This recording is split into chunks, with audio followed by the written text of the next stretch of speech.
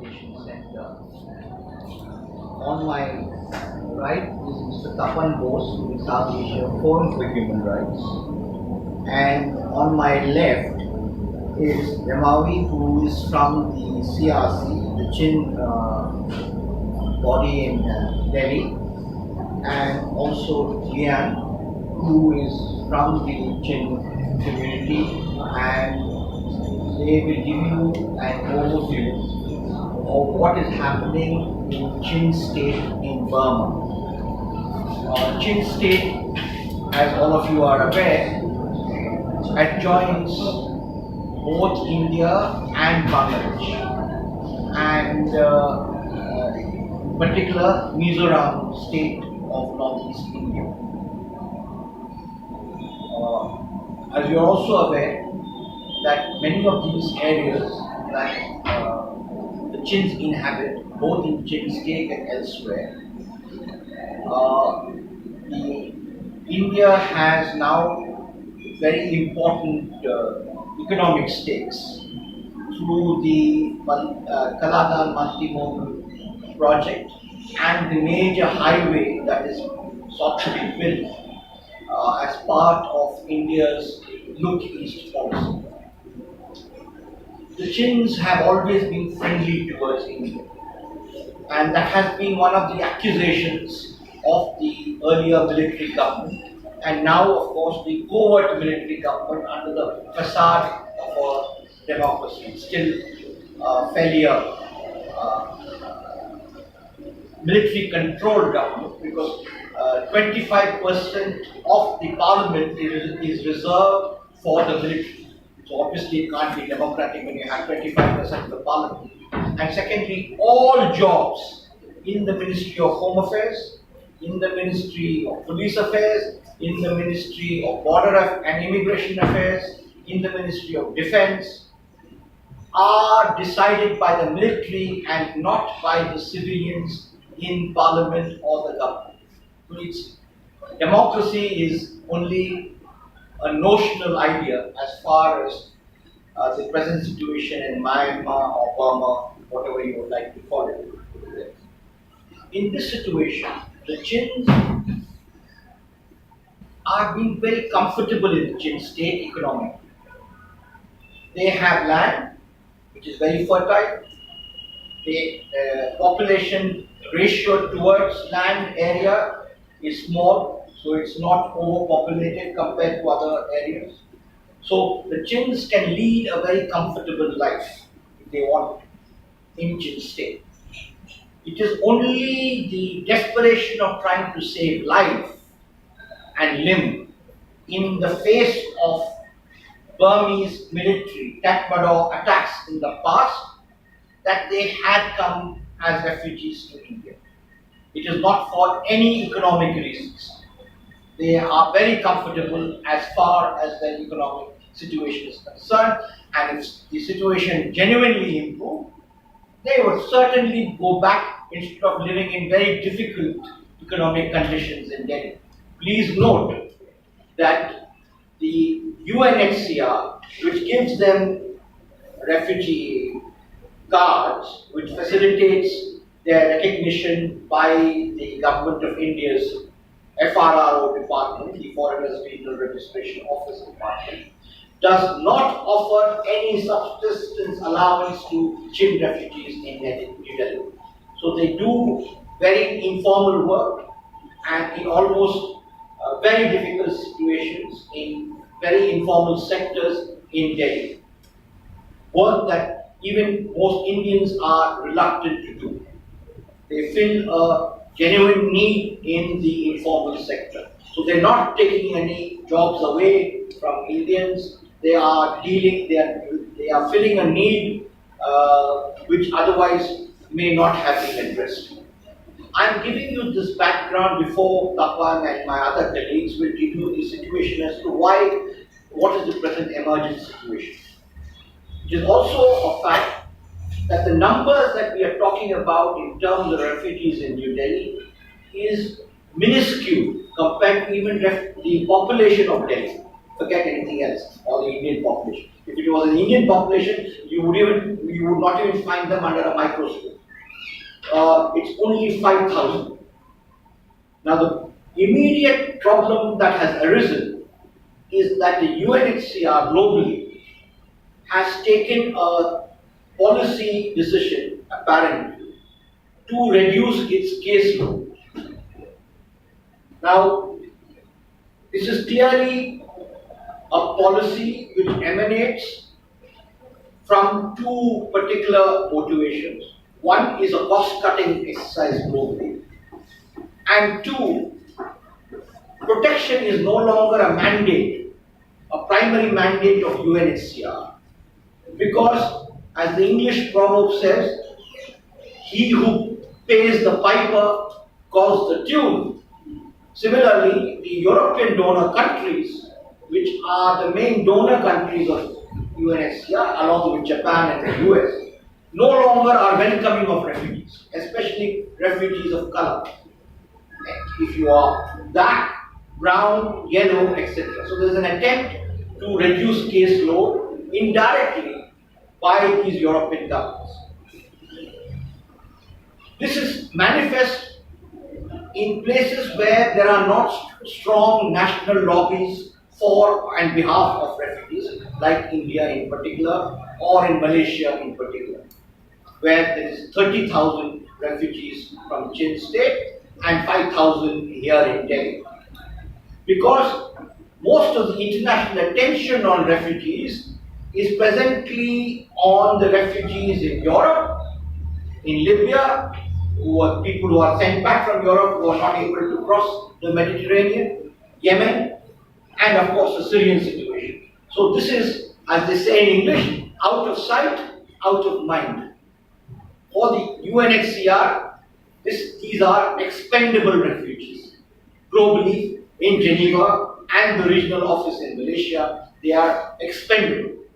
This is why we seek the support of the Indian media, the Indian public opinion, and of course all other stakeholders in India to protect the well-being of the very small refugees. They are not asking for economic aid. They are only asking that if UNHCR withdraws its protection mandate of giving them refugee cards, which enables them to apply to India for long-term visas and FRRO registration and all other things, this is not a work permit. It does not permit, so that's why they cannot get formal jobs. There are many educated Chins who could go to they all have to work in the informal sector without any social security, without any pension, without any labor law protection, without any gratuity. So please understand that they are not a burden on the Indian exchequer in any way. It's very important to note this because there is a certain voice in India, oh, refugees are a burden, refugees are a burden. This is, as far as the Chin refugees are concerned, this is not an issue. This is not an issue, I underline once again. The issue is only protection, and they would return to their homeland if there was security and safety and dignity in their return. And they would be happy to, because they would all be well off, because all of them have some amount of land or other positions which they had to leave because of life of danger, their life being in particularly in danger. So I've given you a broad background of why we are sitting. And this is where UNHCR's global policy has, in our opinion, been misconceived, to put it mildly. And the global office in Geneva, the UN headquarters, as well as the Malaysian regional office for Asia, must immediately not only review their policy, but repeat the policy. There is an urgency also in this. There is an urgency. There is an urgency because the UNHCR formally, without any consultation with the Chin refugee community here, all the community leaders, the representative organizations, all the Indian organizations which have been working with the Chins for many, many years, both the South Asia Forum for Human Rights and the South Asia Human Rights and Documentation Center have been working with the Chins for many years. There has been no consultation before issuing this edict or orders from the UNHCR, almost like a unilateral order. So I think UNHCR is misconceived.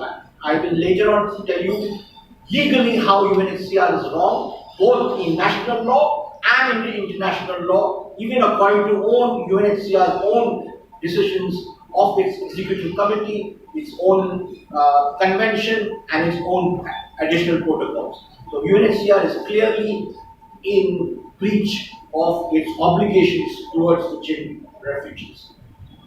I think I will stop here and allow Mr. Tapan Bose from the South Asia Forum, if you would like. He's been working on refugees for over 40 years with a number of refugee communities, and will brief you on what is happening actually in Chin State, because the UNHCR propaganda, if I may use the word, is completely without any foundation and no credibility at all about their ability to go back to Chin State. If it was possible, if the land was available, which has not been encroached by ethnic Burmans or by the military or by the Arakan army, which is another ethnic group which is at odds with the Chins, they would happily go back instead of living in the difficult conditions that they are living in India.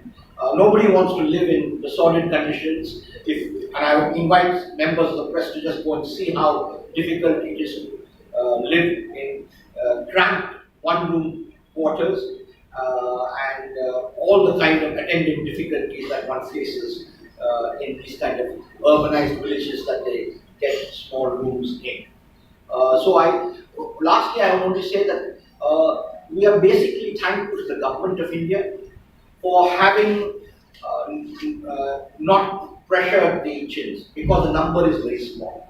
We are also aware that the government of India has been fairly accommodative of the temporary coming in of refugees into Mizoram and who go back as soon as their villages are vacated.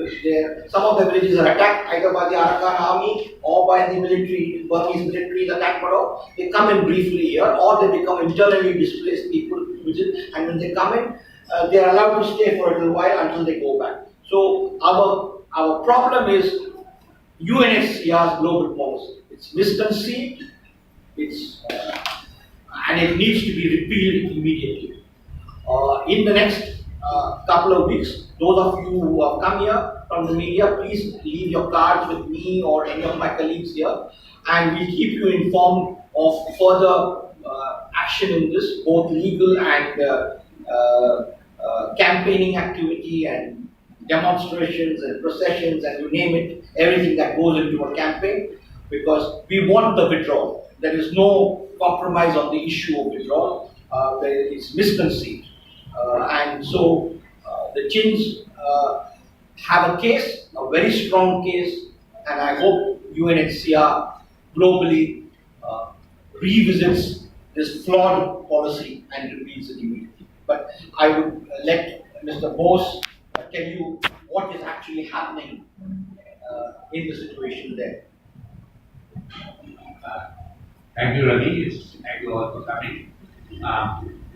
We've been working with the Chin refugees, or in fact refugees, various ethnic refugees, which came to India in 1998. And Chins have been here for a long time. And basically, if you will remember, the crackdown that began after the student agitation in 1988, there was massive repression and people ran away. Chins were forced to run away. At one point of time, there were a very large number of Chin refugees in Mizoram, and some of them had come from Mizoram to Delhi. The situation is this: the Chin state has almost 80% of the Christian population above. Chins are mostly Christian. And as you know, in Burma, they have been following the policy of converting people to Buddhism. This has been one of the major factors. So in 88 onwards, The army has been attacking the churches, destroying them, preventing the chains from going to offer prayer. Chain priests were arrested, tortured, Bibles were burned, churches were burned down. So this has been going on since 1988.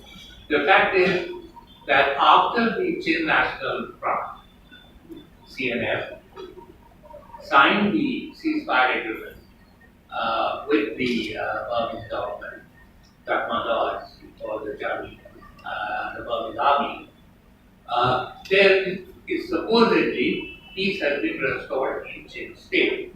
The fact is on the ground it is not. Though there is an NLD government and the Chin ethnic person is the chief minister, but the government is actually really controlled by the army. And both at the state level, also from the center, because the border states division is under the control of the army, under the constitution of Bangladesh. So Aung San Suu Kyi, the government as a party, really has very little say in what happens on the ground in the state. So the policy of attacking the Christians, forcing them, and particularly their children to convert to Christianity is continuing. The other problem that we are facing is, under the Burmese law, if you have run away or if the land has been abandoned for some time, the land reverts back to the government of Burma. So there is a serious problem in terms of recovering the land that the state has taken over. So even if the Chin people go back, the possibility for them to get their land back from the control of the state is very, very difficult. The Burmese government has actually been acquiring land over the last 2 decades in a very rapid way in all the states, not just only in the Chin state, also in Rakhine, known as Arakan. The third problem that we face is that there are very meager facilities for education under the state. And the so-called state-aided schools don't really provide much education. So when the parents, the Chins who are usually poor, mostly poor, go to the school and say, our children need to learn and please help them. And the teachers in the government school say you have to pay us separately. Now most of them don't have money. So they are being forced to send their children to Buddhist schools. And in those Buddhist schools, the first condition for the admission for the children is you convert to Buddhism. But the most serious problem is the problem in southern part of the state, part of which is claimed by the Arakans, particularly the Arakan army, which is now the militant group in Rakhine state, which is under support of the Chinese, in fact. And they are carrying out attacks on these areas, particularly in Palitwa, where they want the Chins to go away because they claim this is part of Arakan state. And there has been attacks, there has been killing, there has been forced eviction, and also using the Chin people as human shield when they are in a conflict with the Burmese army. So there have been several cases of death, a lot of displacement, and massive cases of forced labor. The Burmese army also continues the practice of forced labor and threatens the people if they don't give forced labor and they will be shot. So that's basically the ground situation. So while one can say that in the townships, particularly maybe in Dhaka, which is the capital of Chin state, situation is better. But in the rural areas, particularly in the rural areas, situation has not improved at all. The freedom of religion, access to education, healthcare, access to their own land, their own livelihood remains absolutely under stress. So that is the ground reality. Now it's unfortunate that UNHCR at this stage has suddenly decided that the situation in Chin state has improved and there is no threat for the Chin to go back, and therefore there is no need for the UNHCR to continue to give any kind of protection to the Chin refugees, whether in India or in Malaysia. These are the two areas where there is large concentration. There are Chins also in other parts of the world. How did it happen? There was a small UNDP office in Dhaka, in which there was a desk for the UNHCR, which was manned by an ethnic Burman person. And she prepared a report saying that situation has improved. Now we know how Burmese government has been trying to tell the whole world the situation in Arakan has improved and the Rohingyas can go back. Now this is part of the same game. And it is really very sad and naive on the part of the UNHCR headquarters in Geneva to build a whole policy on the basis of a report of one single person who's placed in the middle of the Burmese establishment, and her report becomes the basis for the international body to take this momentous decision, which is going to affect the lives of nearly 40 to 45,000 people. And as Ravi has pointed out, that the Chins, and I can tell you, we dealt with the Chin refugees, they are a very self-sufficient community. We didn't really do much for them except arrange for education for their children, some help in trying to find self-employment and all that. But they have actually looked after themselves. And they have contributed to the economy of the city of Delhi by doing and providing those services, which as Ravi pointed out, most people don't want to do. They have not taken away anybody's jobs. They are one of the most peaceful people. You can go to the areas like Ashok and others, where most of them live, and they have been living there for nearly 2.5 decades, and there has never been any problem between them, the locals, and the landlords. So, and that way, I would also say that though it has been an uphill task, but we were able to get with the assistant of the UNHCR and the FRRO, get most of them long-term permits for staying, so they don't still have the permission to do business, to many of the other things, so which they have to do informally. And as you know, when you work informally, what do you get? Despite all this, why are they doing this? Primarily because the Chins do not want, like any of us, do not want to be harassed, to be threatened, to be killed, and to be treated in my own homeland as a second-class citizen. So they want, like all of us, to live in dignity. They want to live in peace. They want to have their own rights, their own home, their own land. But under the current situation, then it is just not there, as it is not there for the Rohingyas, as it is not there for the Kachins, for the Shams and the Karens. The Burmese government is at war with all the ethnic communities. Burma's state-making process has not been completed. It still remains one of the most violent countries of the world. And the war is still going on. Kachins are still at war, the Sun and the war are still at war with the Burmese government. The Panglong Agreement, which was revived by Aung San Suu Kyi, has collapsed virtually. The peace process has gone away. And also essentially because the army actually does not want it. The army does not want the civilian government to be able to do something which will give them a better position in the country. So it's a very difficult situation in Burma. It's a situation where there is no safety. And at that time, when things are remains as bad as on the ground, as it was virtually in the late 80s and early 90s. For UNHCR to say we should send them back.